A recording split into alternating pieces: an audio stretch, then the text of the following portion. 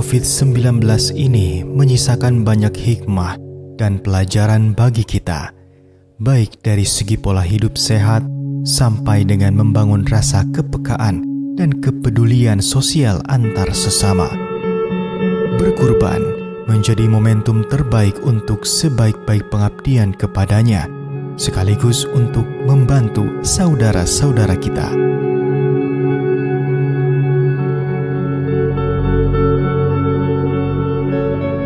Mari sahabat, berkurban bersama Ashifa Peduli. Bentangkan luasnya manfaat kurban Anda agar dirasakan sampai ke pelosok Nusantara.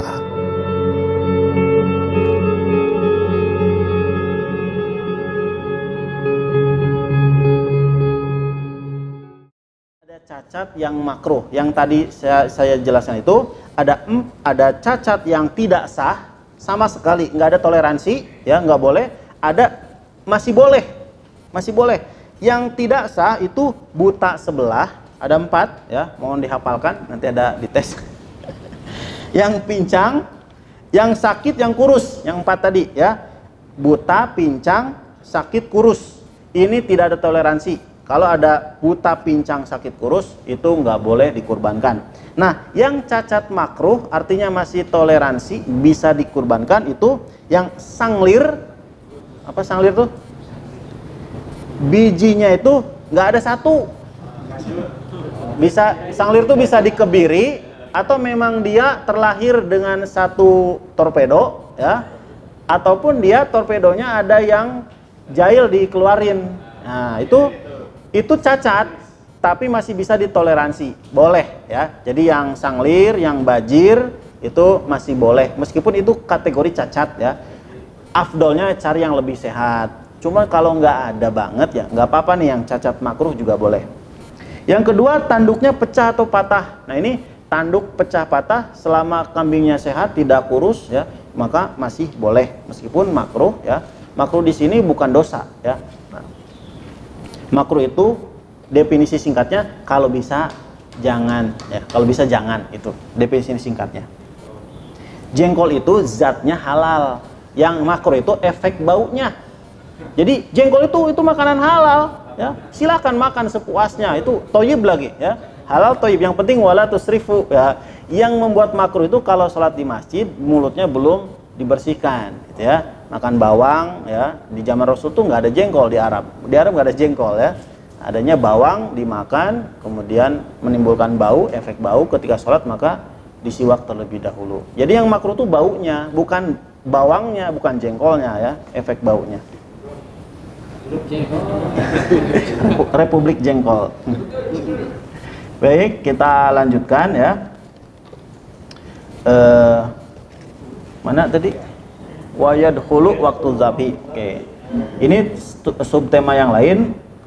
Ini subtemanya kapan waktu penyembelihan. Wa yadkhulu waktu zabhi lil udhiyati min waqti sholatil Id, yaitu dimulai setelah sholat Id. Jadi kalau sholat Idnya belum, maka belum sah untuk menyembelih. Contoh, setelah subuh belum sholat Id, kemudian sembelih, maka sembelihannya itu boleh nggak dimakan? Boleh nggak? Nah, boleh, karena penyembelihannya pakai bismillah, menghadap kiblat dan sebagainya. Tapi itu bukan udhiyah, itu penyembelihan hewan biasa. Dagingnya tetap halal, boleh kita makan, tapi tidak bernilai udhiyah, gitu, ya.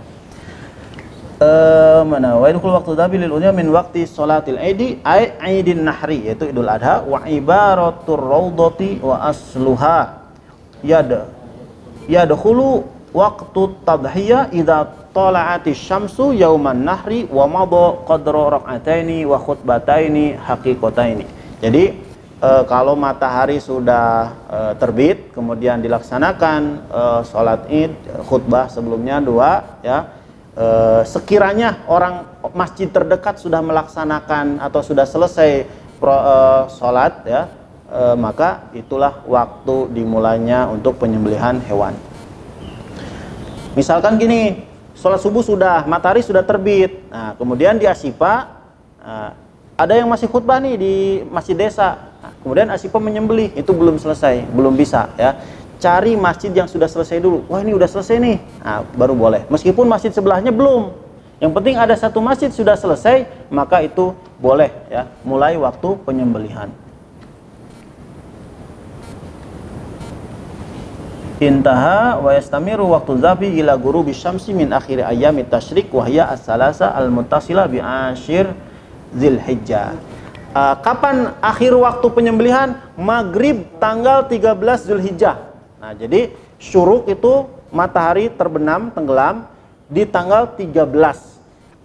Contoh gini, tanggal 13 Dzulhijjah pas azan maghrib nyembelih, maka itu tidak sah. Karena azan maghrib itu menunjukkan matahari sudah gurub, ya, sudah terbenam. Nah, jadi sebelum azan maghrib, contoh 1 detik lagi mau azan maghrib, sudah selesai. 1 detik berikutnya azan, nah itu sah, ya, karena sudah dilaksanakan sebelum, meskipun 1 detik. Tapi sulit ya memprediksi 1 detiknya ya.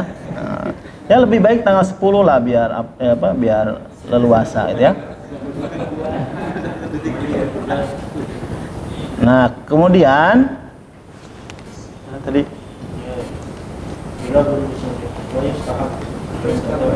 wa yustahabu inda zabi. Oke, wa yustahabu.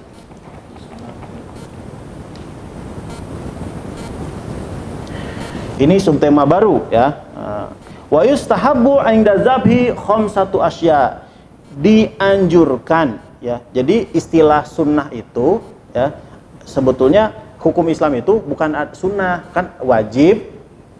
Kebanyakan kita sunnah, mubah, makruh, haram. Sebetulnya bukan sunnah, tapi mustahab. Sunnah itu adalah rangkaian amar ma'ruf, nahi mungkar, wajib dan haram. Itu termasuk sunnah. Jadi gini, makan anjing itu haram, nah itu sunnah. Sholat itu wajib, nah itu sunnah. Jadi sunnah itu rangkaian syariat Islam, itu disebut dengan sunnah. Baik wajib, makruh, mubah, haram, ya, itu adalah sunnah. Ini mubah, itu sunnah, ya.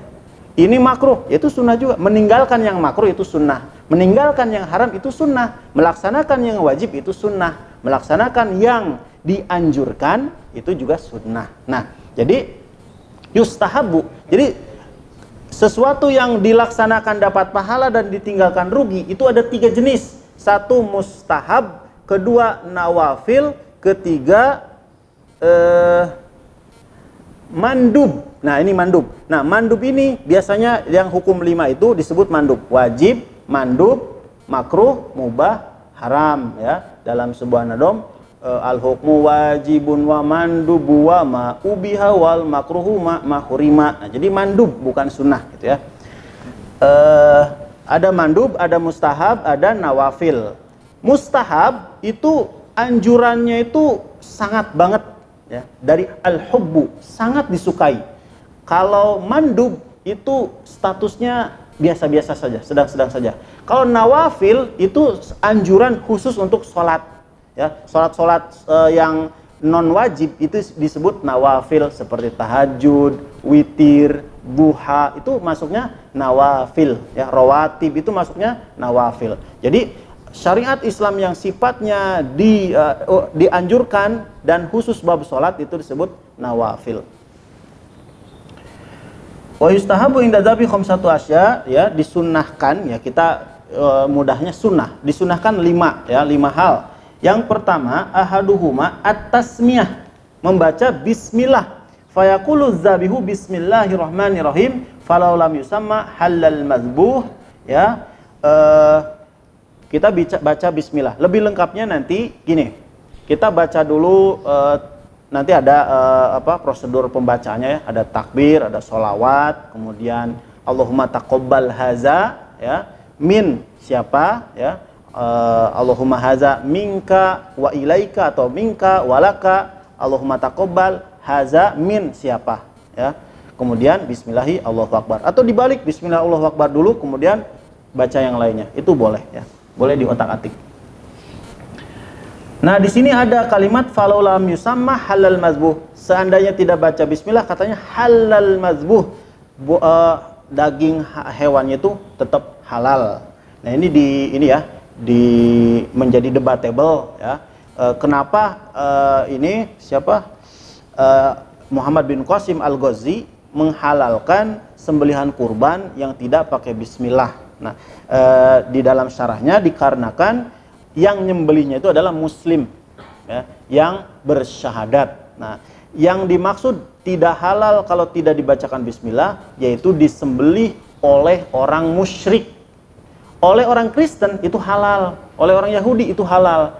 Orang Kristen nyembelih ayam, kemudian ayamnya dimakan oleh kita itu halal ya.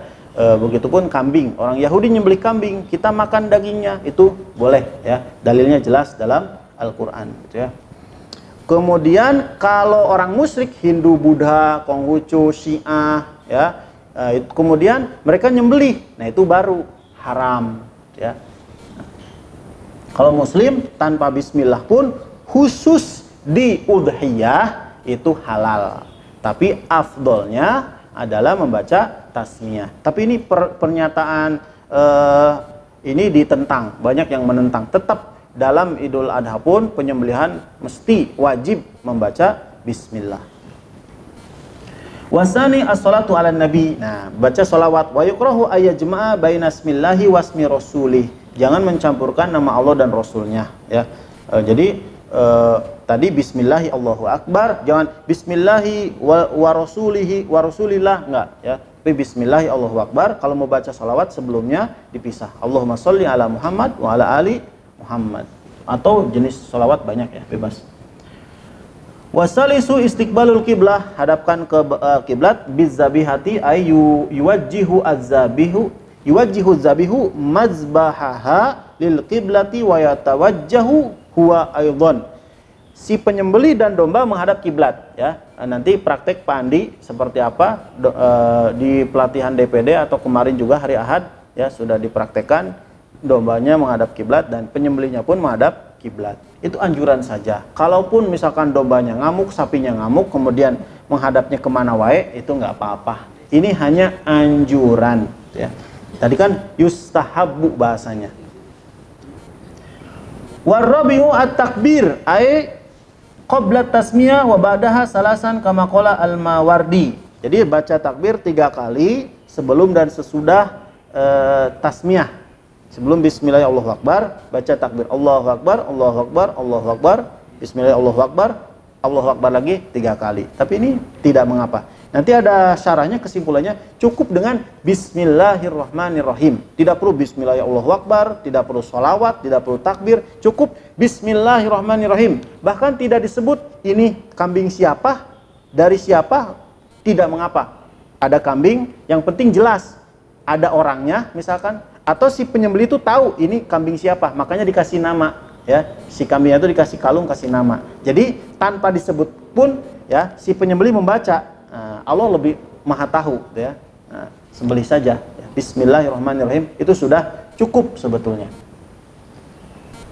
Wal khamisu ad-du'a bil qabul fayaqulu az-zabih. Nah ini Allahumma hazihi minka wa ilaika. Nah, ya Allah, ini itu, hazihi itu untuk Baqarah yang betina ya. Kalau untuk jantan haza. Allahumma haza minka darimu wa ilaika dikembalikan kepadamu. Boleh walaka. Allahumma haza minka walak. Itu boleh ya. Itu beda redaksi saja, maknanya sama ya. Sinonim dalam makna. Fataqabbal. Nah, ini Allahumma hazi minka wa ilaika fataqabbal. Taqabbalnya bisa didahulukan. Allahumma taqabbal haza minka walak, atau Allahumma hazihi minka walak fataqabbal. Bebas redaksinya ya. Bahasa Sunda juga boleh.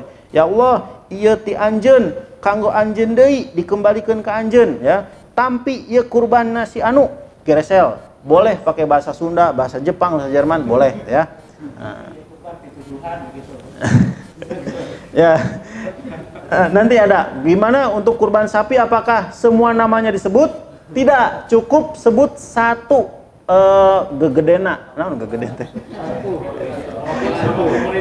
Salah satunya aja, misalkan nomor 1 ditulis siapa? Nah, Ustadz Fajri, ya udah sebutkan saja min Ustadz Fajri wa goirihi. Yang disebut ustaz kan?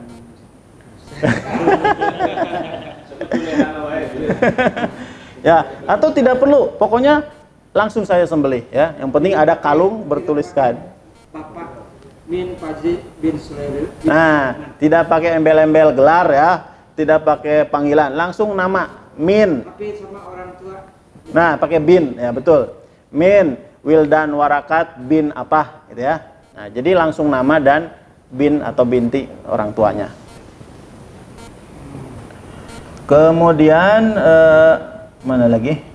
Ayah hadil udhiyah nikmatun minka. Nah, ini tuh nikmat darimu alayya kepadaku. Wa taqarrabtu biha, aku mendekatimu dengan hewan ini, ilaika kepadamu, fataqabbalha minni, maka terimalah domba ini atau hewan ini dariku. Itu artinya. Ada permasalahan nih, mas'alatun. Boleh nggak mengkodok kurban? Boleh nggak? Misalkan nih, tahun ini kita nggak sempet. Nah, kemudian kita pas udah habis waktu yang 4 hari tadi, kita baru dapat duit, punya duit. Ah, saya mau ngodok ini kurban yang kemarin, boleh nggak? Tidak boleh ya, tidak ada kodok ya di dalam berkurban. Boleh. Jadi contoh orang tua kita yang sudah meninggal itu belum pernah berkurban atau sudah pernah berkurban dan kita pengen berkurban untuk orang tua yang sudah nggak ada, sudah meninggal, itu boleh ya. Pahalanya untuk orang tua. Tapi ada yang tidak bolehkan karena amal sudah terputus ya. Amal apa? Wala taziru waziratu wizra ukhra ya. Jadi tidak ada ikatan, sudah terputus, alamnya sudah berbeda. Yang bermanfaat untuk si mayit itu hanya amal jariah dirinya sendiri, ilmu yang bermanfaat dianya sendiri, dan anak soleh dianya sendiri ya. Nah atau gini aja, si anak kurban haza minni ya wali ailati, ini kurban dariku dan dari keluargaku. Si bapaknya kebawa ya, nggak perlu atas nama bapak, atas nama diri kita aja itu bapak udah kebawa ya, udah kebawa berkurban gitu ya, pahalanya udah dapet. Kemudian mana lagi Pak Edri? Waliyakulul mudhahi. Kalau kurban itu Ustaz, kalau kurban kan sapi berarti 7 orang ini disebut? Enggak mesti. Satu orang depan. Disebut boleh, masalahnya kalau 50 sapi ngabsennya ripuh. Jadi cukup haza minhum ya, atau haza min Fajri Solehuddin Fajri bin siapa wa goirihi, cukup, dan yang lainnya. Jadi diwakilkan ya, gitu. Jadi cukup menyebutkan satu nama saja untuk sapi dan unta gitu ya. Kecuali untuk domba kan satu orang sebutin aja orangnya. Nah boleh ya. Nah, ya Allah tampi ya kurban sapi ti tujuhan geresel bismillahirrahmanirrahim beres ya. Kita lanjut ya. Nah ini subtema baru ya tentang daging kurban. Nah bab daging kurban nih. Wala ya'kulul mudhahi syai'an minal udhiyati al-mangzurati. Tidak diperkenankan orang yang mudhahi ya, yang menyembelih itu memakan sesuatu apapun dari daging kurban. Jadi jagal itu tidak berhak memakan daging kurban. Makanya konsumsinya itu di luar hewan itu. Ya, beli ayam, ya, beli rendang misalkan. Jadi jangan memasak menggunakan hewan yang dikurbankan, karena status mudhahi, penyembelih ya, mudhahi itu jagal, statusnya itu adalah wakalah bil ujroh, dia itu mewakilkan orang yang berkurban. Nah maka dia harus mendapatkan ujroh, ujrohnya itu di luar daging kurban ya, nggak boleh pakai daging kurban. Nah yang terjadi di masyarakat, sebagian daging kurban diambil, dimasak untuk konsumsi panitia. Tahun-tahun kebelakang itu seperti itu. Nah itu nggak boleh ya. Nah, ini masih banyak yang kurang paham ini ya. Ini sangat ditekankan di mana-mana. Semua 4 mazhab sepakat itu bahwa daging kurban tidak boleh dikonsumsi oleh jagal, ya.